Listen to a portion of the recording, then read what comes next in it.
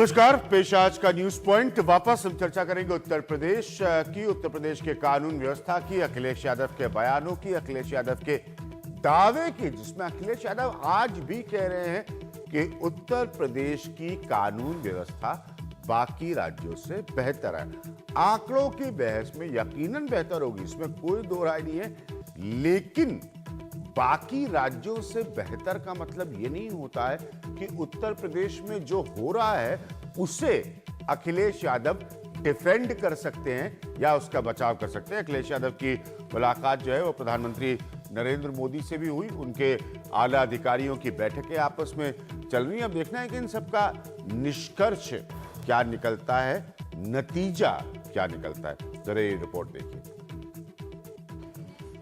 उत्तर प्रदेश की कानून व्यवस्था को लेकर हर तरफ से सवाल उठ रहे हैं और बीजेपी खुलकर आलोचना कर रही है। ऐसे ही माहौल में यूपी के मुख्यमंत्री अखिलेश यादव ने प्रधानमंत्री नरेंद्र मोदी से मुलाकात की। अखिलेश का दावा है कि उनके राज्य की कानून व्यवस्था आज भी कई दूसरे राज्यों से बेहतर है। अभी कुछ दिन पहले मैंने अधिकारियों को बुला करके कहा, मैंने कहा कि कोई भी घटना होगी उसमें आपको सख्त से सख्त कार्रवाई और सबसे पहले पहुंचना होगा। उत्तर प्रदेश में कानून व्यवस्था के बिगड़ते हालात को रोकने में नाकामी के आरोप झेल रहे उत्तर प्रदेश के मुख्यमंत्री बार बार ये दलील दे रहे हैं कि वहां हालात पर काबू पाने के लिए गंभीरता से पहल किया जा रहा है, लेकिन राज्य में महिलाओं के खिलाफ बढ़ती आपराधिक घटनाओं की वजह से उनके विरोधियों को उन पर निशाना साधने का नया मौका मिल रहा है और अब गृह मंत्रालय ने भी वहां की कानून व्यवस्था की समीक्षा करनी शुरू कर दी है। दूसरी तरफ यूपी को लेकर केंद्रीय गृह मंत्रालय में भी बैठकों का दौर चला। गृह मंत्री राजनाथ सिंह ने यूपी के डीजीपी एएल बैनर्जी से हाल में हुई घटनाओं पर चिंता जताते हुए सवाल उठाया। हालांकि राज्य के प्रिंसिपल सेक्रेटरी होम ने हमीरपुर मामले की मिसाल देते हुए कहा कि ज्यादातर केस झूठे हैं।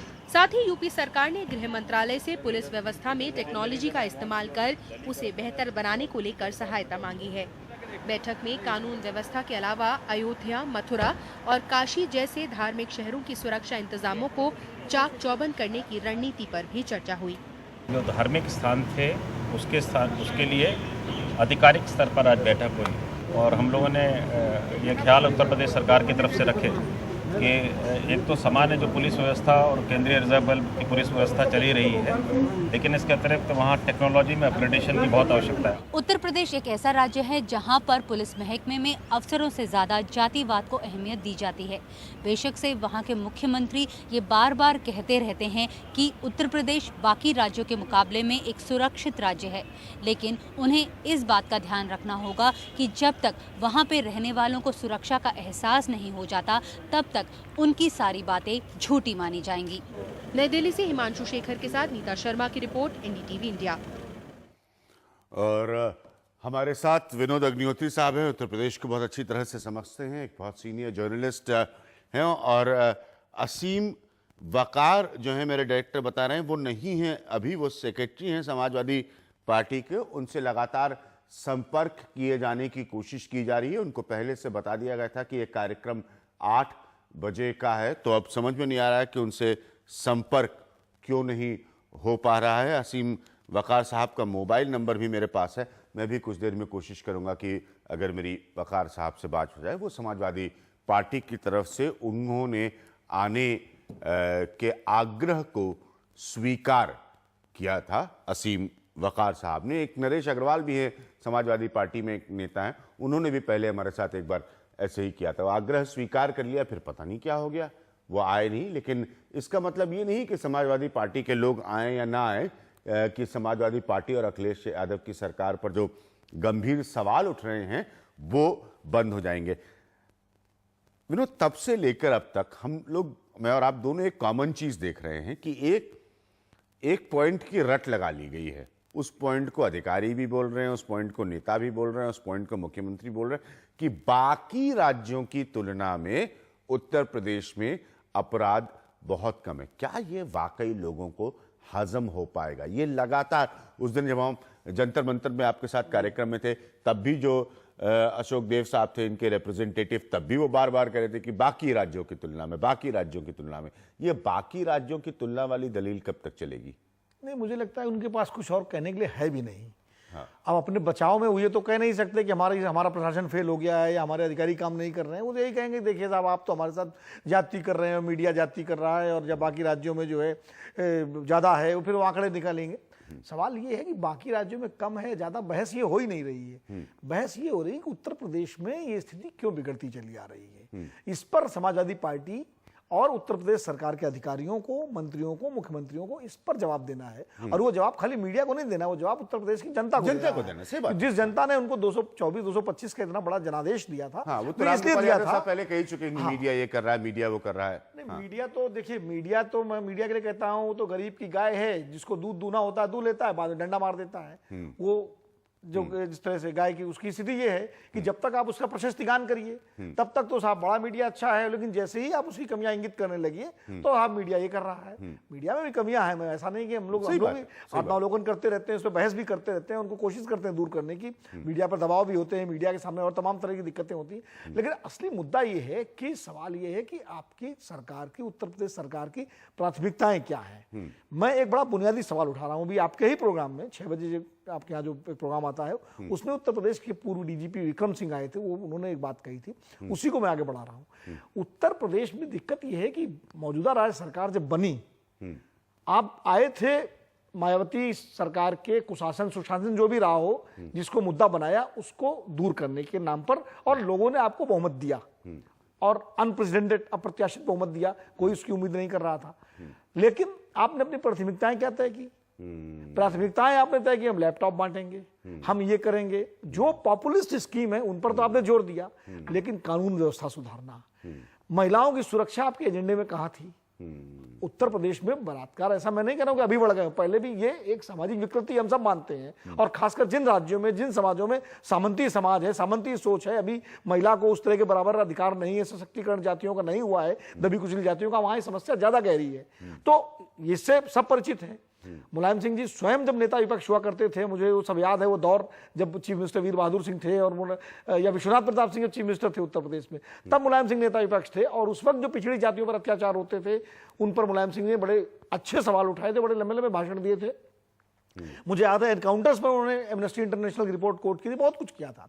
तो वो एक संघर्षशील जुझारू रहे थे। मेरा मानना है सबसे बड़ी गलती जो हुई समाजवादी पार्टी से वो ये हुई कि जब 225 का मैंडेट लेके पार्टी बनी तो मुलायम सिंह जी को ही चीफ मिनिस्टर बनना चाहिए था, क्योंकि अनुभव उनके पास था। ये बहुत लोग इस पॉइंट को उठाते हैं। वकार साहब बहुत बहुत शुक्रिया हमारे कार्यक्रम में आने के लिए, और मेरी बात को आपने तुरंत गलत साबित कर दिया। मैं इंतजार कर रहा था आपके इस प्रोग्राम में आने का। वकार साहब, जो सवाल मैं विनोद अग्निहोत्री जी से पूछ रहा हूं वो आपसे भी पूछ रहा हूं कि क्या इस दलील में दम है कि आप बार बार कहते रहे कि बाकी राज्यों के मुकाबले उत्तर प्रदेश में अपराध कम है? नहीं अभिज्ञान जी, देखिए ये कोई भी नहीं कहता है, लेकिन जब आप सवाल उठाते हैं उत्तर प्रदेश पर, मैं आपको बताऊं, मैं अभी इससे पहले एक टेलीविजन पर था, वो प्रादेशिक चैनल था उत्तर प्रदेश का, जब मैंने उनसे आंकड़े देकर बात करना शुरू की तो कहने लगे देखिए भाई मैं नेशनल टीवी नहीं हूं, मेरा चैनल तो उत्तर प्रदेश का है, तो मैं उत्तर प्रदेश की बात करूंगा। अब आप ये बताइए कि वो उत्तर प्रदेश के हैं इसलिए वो उत्तर प्रदेश की बात करेंगे, आप राष्ट्रीय चैनल हैं आप भी उत्तर प्रदेश की बात करेंगे, तो इंसाफ की बात कौन करेगा? मसला सिर्फ यहाँ अभिज्ञान जी ये है कि जब आप ये कहते हैं कि बदायूं में रेप हुआ, हम सर झुका के स्वीकार करते हैं कि हाँ हुआ। आप ये कहते हैं कि आपके यहाँ ये अपराध घटा, हम बिल्कुल सर झुका के कहते हैं हाँ घटा, और हम उस पर कार्रवाई कर रहे हैं। कोशिश हमारी ये है कि हम जितनी जल्दी सुधार सकें सुधार लें, और अपराधों में कामयाबी से इनको कम करें, और ये ना करें कि अपराध लिखे ना जाएं। हमारा ये है कि ईमानदारी से अपराध कम करने की कोशिश को। लेकिन जब ये सवाल उठने लगते हैं कि आपके यहाँ यानी उत्तर प्रदेश में बहुत ज्यादा अपराध हो रहे हैं, बेपनाह अपराध हो रहे हैं, तो सवाल ये उठता है कि फिर आंकड़े पेश करना पड़ते हैं कि क्या सिर्फ उत्तर प्रदेश में अपराध हो रहे हैं? मैं आपको बताऊं, मेरे पास एक रिपोर्ट है, पार्थ शास्त्री जी की रिपोर्ट है, ये टाइम्स ऑफ इंडिया के हैं, और ये रिपोर्ट जो उन्होंने दी है ये NCRB national crime record bureau के आधार पर इन्होंने दी थी कि जो अपने को सबसे सेफेस्ट प्रदेश कहलाता है, सुरक्षित प्रदेश खुद को कहलाता है गुजरात प्रदेश, वहां 7.7% महिलाओं के प्रति और बच्चों के प्रति 8.83% अपराध की बढ़ोतरी प्रतिवर्ष हो रही है। दूसरी जो हिंदुस्तान टाइम्स की रिपोर्ट मेरे पास मौजूद है, वो भी एनसीआरबी के आधार पर है, मध्य प्रदेश की, वो भी बहुत आगे है। अगर मैं आपसे ये कहूं कि ये सब जो प्रदेश मैंने नाम लिए, चाहे वो बिहार हो, छत्तीसगढ़ हो, मध्य प्रदेश हो, राजस्थान हो, गुजरात हो, बंगाल हो, ये उत्तर प्रदेश से आबादी में भी बहुत कम है और एरिया में भी बहुत कम है। आबादी हमारी बहुत है, लेकिन अपराध इनके क्या ज्यादा है। तो सच्चाई से बहस इस पर होना चाहिए, लेकिन हम कहीं किसी तरह से जस्टिफिकेशन नहीं कर रहे हैं, जस्टिफाई नहीं कर रहे हैं कि साहब इनका अपराध हमसे ज्यादा है। हम तो कोशिश में ये लगे हुए हैं कि हमारे क्या अपराध बिल्कुल जीरो हो जाए, हम अपराध मुक्त प्रदेश बन जाएं। इसके लिए हमें आप लोग का भी सहयोग चाहिए है और उन सब लोगों का सहयोग चाहिए जो अपने सुझाव। मैं आपसे 2-3 चीजें पूछना चाहूंगा यहां पर। क्यों ऐसा हुआ? मार्च 2012 को याद करिए, मुझे बहुत अच्छी तरह से वो उत्तर प्रदेश का चुनाव याद है। मार्च 2012 को याद करिए, ऐतिहासिक मैंडेट था अखिलेश यादव के लिए। मैं ये प्रश्न अखिलेश यादव से भी पूछ चुका हूं कई बार कि बड़े बड़े देश के सियासतदान सपने में नहीं सोच सकते कि इस जन समर्थन के साथ वो सरकार बनाए जो 224 सीट लेकर अखिलेश यादव जीत कर आए। पहले महीने से मैंने अपने पिछले हफ्ते के मुकाबला कार्यक्रम में दिखाया था कि मैं किस तरह से मार्च 2012 से उत्तर प्रदेश की लॉ एंड ऑर्डर सिचुएशन को रेज कर रहा हूं। मार्च 2012 से, मेरी बात जरा ध्यान से सुनिएगा मैं क्या कहने की कोशिश कर रहा हूं। तब से लेकर अब तक ये धारणा क्यों नहीं बदल पाए आप लोग कि उत्तर प्रदेश में लॉ एंड ऑर्डर की प्रॉब्लम नहीं है, कानून व्यवस्था की समस्या नहीं? ये धारणा क्यों नहीं बदल पाए आप लोग? नहीं, धारणा अभिज्ञान जी ऐसा नहीं है कि धारणा बदलना या ना बदलना प्राथमिकता नहीं थी। हाँ। प्राथमिकता ये थी कि जो सच्चाई है उसको बदला जाए। जिस तरह से पिछली गवर्नमेंट में सारे अधिकारी बेलगाम हो गए थे, आपने देखा होगा कि किस तरह से थाने में बलात्कार करके एक लड़की को थाने में ही पेड़ पे टांग दिया गया था, या जिस तरह से सांसद और विधायक बांदा का केस आपके सामने है, इन्वॉल्व थे। तो जो अधिकारी बेलगाम हो गए थे, इन पर लगाम कसना, इन पर अंकुश लगाना। और दूसरी सबसे बड़ी प्राथमिकता हम लोग के पास ये थी कि जो तरीका बहुजन समाज पार्टी में एक डेवलप हो गया था कि जो लोग अपराध करते थे उनके खिलाफ कोई भी प्राथमिकी दर्ज नहीं होती थी। सबसे पहले हम लोगों ने इस पर ध्यान दिया, माननीय मुख्यमंत्री जी ने इस पर ध्यान दिया कि अगर अपराध हो रहा है तो प्राथमिकी दर्ज होना चाहिए, उसके बाद उस पर कार्रवाई होना चाहिए। तो अगर माननीय मुख्यमंत्री जी चाह जाएं तो जो बाकी प्रदेश अपने आप को कहते हैं कि साहब मेरे क्या अपराध कम है, अगर उनकी तरह अपराध कम करना हो तो हमारे क्या भी हो जाएगा। हम अपराध लिखे ही ना, हम अपराध को लिखे ही ना तो अपने आप कम हो जाएगा। लेकिन हम लोग ये नहीं करना चाहते हैं, हम जमीन पर रहकर काम करना चाहते हैं। और हमारी जो प्राथमिकता है वो ये है कि हम अपराध पे सच्चाई से, बहुत ईमानदारी से लगाम लगाएं और जो लोग हैं वो देखें कि हाँ, असीम वकार साहब मेरे साथ विनोद अग्निहोत्री जी बैठे। हम लोग सब लोग समय समय पर मैं मूलतः बनारस का निवासी हूं और लखनऊ में मेरी तालीम हुई है। हम सब उत्तर प्रदेश के, कानपुर का हूं। अग्निहोत्री जी कानपुर के। हम सब समय समय पर उत्तर प्रदेश में यात्रा करते हैं और ये कहने में कतई कोई हिचक नहीं है कि सड़क पर मिलने वाले लोग आपकी सरकार के बारे में ज्यादा अच्छी राय कानून व्यवस्था पर नहीं रखते हैं। ये क्यों हुआ है? चलिए आप पिछले 15 दिन के लिए कहिए साहब मीडिया है, मध्य प्रदेश नहीं देखता, गुजरात नहीं देखता, हमारे खिलाफ एजेंडा खोलकर बैठा हुआ है। लेकिन विनोद जी ने मुझसे ये बात एक दफे कही थी कि जब हम लोग देखते हैं किसी नई आपकी सरकार बनी है, विधायक घोड़े पर बैठकर प्लेटफॉर्म पे टहल रहे हैं, आपका शपथ ग्रहण समारोह हो रहा है तो 500 लड़के चढ़कर उसको तोड़ देते हैं। उसके बाद अखिलेश यादव अपील करते हैं कि नहीं ऐसा आप मत करिए। ये सब धारणा कहां से है? बार बार मैं कितने कार्यक्रम में सुनूंगा साहब मायावती के समय के अधिकारी ये थे, अधिकारी वो थे। गोंडा में अधिकारी को जिला छोड़ के भागना पड़ता है। जी उसके बाद एक पुलिस वाले की हत्या होती है। अपराध आंकड़ों से नहीं जज किया जाता सर, ये तजुर्बे से आपको बता रहा हूं। अपराध धारणा जो बन जाती है उससे जज किया जाता है। क्या हो रहा है ऐसा कि आप उस धारणा को नहीं बदल पा रहे? मैं सिर्फ घूम घूम कर आपसे यही प्रश्न पूछ रहा हूं। लखनऊ की सड़कों पर मैं भी घूमता हूं किसी और की तरह, और लोगों का आपकी सरकार के बारे में यह मानना है कि कानून व्यवस्था की पकड़ आपके हाथ में नहीं है, पहली बात।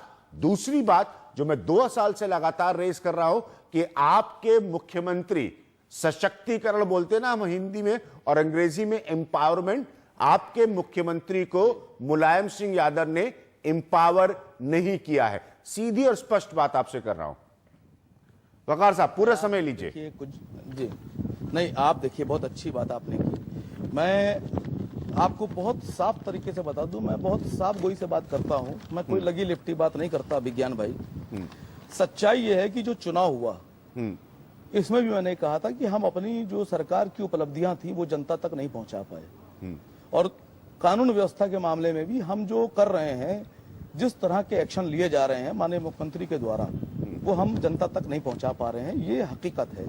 मैं आपको बताऊं, मेरे पास देखिए, मैं जब आंकड़ों की बात करता हूं तो हम हिंदुस्तान में रहते हैं, मैं यहाँ पर एक राजनीतिक कार्यकर्ता की हैसियत से आया हूँ, मैं आवाम की हैसियत से नहीं हूँ। तो मेरी जिम्मेदारी बनती है कि जब मैं बात करूं तो मैं कच्ची बात ना करूं, मैं पूरे आंकड़ों से बात करूं।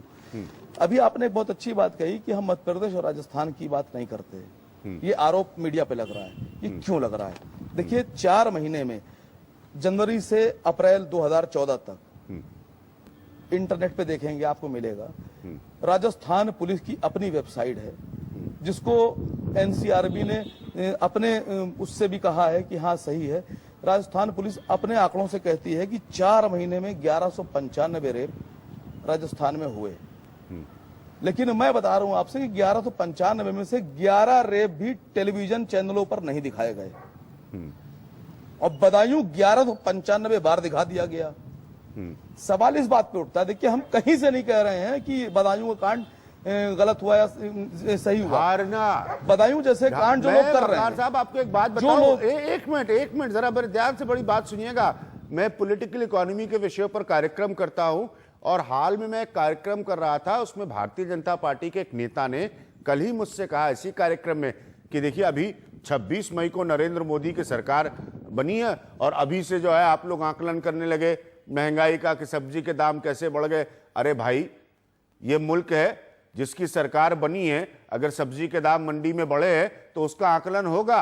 अब आप चाहे फिर जितना दोषारोपण कर दीजिए, जितना, तो अगर बदायूं में कोई इस तरह की घटना हो रही है तो उसका आकलन धारणा के आधार पर होगा। एक मिनट में विनोद अग्नि को विनोद अग्नि घूम फिर कर ये सारी दलील उसी पर आके टिक जाती है। मीडिया जो है वो फोकस किए हो, वो फोकस। अरे भाई आप ये बताइए, मैंने पहले कार्यक्रम जब किए मार्च 2012 में, मुझे दलील दी गई कि 1 महीना हुआ नहीं सरकार बने हुए, आप लोग चढ़ गए, शुरू हो गए सरकार के ऊपर। अब आप बताइए कि ये 14 है, अब इसमें भी ना प्रश्न पूछे जाए। मैं कतई लोकसभा के आकलन में नहीं जा रहा हूं कि इनकी सीटें इतनी कम क्यों आई, मुझसे उससे कोई मतलब नहीं है। तो ये तो वही बात हो गई, फिर हम ना इन्फ्लेशन पर सवाल पूछे नरेंद्र मोदी की सरकार पे, ना हम राजस्थान में होने वाले 1195 रेप पर सवाल पूछे, हम किसी पर सवाल पूछे ही नहीं ना, फिर सब कुछ ठीक है। दिक्कत क्या है? देखिए ये दिक्कत यही है, सरकारों की दिक्कत यही है कि जब हम सवाल उठाते हैं तो उनको लगता है कि हम अतिरेक कर रहे हैं। मैं बकार साहब की एक बात से सहमत हूं कि कई बार उत्तर प्रदेश पर ज्यादा फोकस हो जाता है, लेकिन उसका कारण है। बकार साहब देखिए, उत्तर प्रदेश से महत्वपूर्ण राज्यों में से एक है। बकार साहब आप भी मानेंगे, उत्तर प्रदेश 80 लोकसभा सीटों वाला राज्य है। प्रधानमंत्री पद की कुर्सी का रास्ता जो है वो उत्तर प्रदेश से होकर भारतीय जनता पार्टी के हाल के चुनाव में तकदीर बदल गई, उत्तर प्रदेश में 70 से ज्यादा सीटें लाकर। आपके नेता मुलायम सिंह यादव जी, समाजवादी पार्टी के अध्यक्ष, उन्होंने भी अपने को प्रधानमंत्री पद के लिए दावेदारी प्रस्तुत की थी, थर्ड फ्रंट बने या अगर कोई इस तरह की सरकार बने तो उत्तर प्रदेश तो फोकस पर रहेगा ही, चाहे आपकी सरकार हो, मायावती जी की सरकार हो, भाजपा की हो, कांग्रेस की हो। एक सवाल आपसे पूछना चाहता हूं, फोकस पर रहेगा। मार्च 2012 के समय पर मैं वापस घूम घूम के उसी वहीं पर मेरी सुई अटकी रहती है। अखिलेश यादव मीडिया के डार्लिंग थे कि नहीं साहब? ठीक है, उम्मीद भरा चेहरा थे, आप लोगों का नारा था अखिलेश यादव उम्मीदों की साइकिल चला रहे थे। हाल के चुनाव में उत्तर प्रदेश में मैं एक गांव में साइकिल चला रहा था, तो आप ही के यहाँ से लखनऊ से एक व्यक्ति ने मुझे फोन करके थोड़ा सा कटाक्ष भी किया, मैंने कहा कोई दिक्कत नहीं उसमें। अब ये उम्मीदों की साइकिल की कहीं ना कहीं लॉ एंड ऑर्डर पर हवा निकल गई, तब किसी को एतराज नहीं हुआ। जब अखिलेश यादव जो है इतना लोकप्रिय चेहरा इसी मीडिया की वजह से बनकर निकल रहे थे कि उन्होंने 224 सीटें लेकर मायावती को मात दे दी, तो उत्तर प्रदेश तो वो राज्य है जिस पर स्वाभाविक है, जिसके नेता पर स्वाभाविक है मीडिया का फोकस होना। आपको जब फोकस था तब आपको इसी फोकस का लाभ नहीं मिला, अब आपको दर्द हो रहा है तो आप कराह रहे हैं मीडिया को लेकर। देखिए, मैं बिल्कुल कहीं से हाँ। मीडिया के खिलाफ नहीं हूं। जी बोलिए। मैंने आपसे अभी जो आपसे आंकड़े पेश किए, हाँ। अभिज्ञान जी, देखिए अगर मेरे आंकड़े गलत होते जी। तो मेरे ऊपर बहुत से लोग एतराज करना शुरू कर देते। कई चैनल पे मैं जाता हूं, अपने आंकड़ों से बात करता हूं। मैंने आपसे भी एक बात कही कि सच्चाई ये है कि हम जिस तरह से चुनाव में अपनी उपलब्धियों को जनता तक नहीं पहुंचा पाए थे, उसका खामियाजा हमें उठाना पड़ा।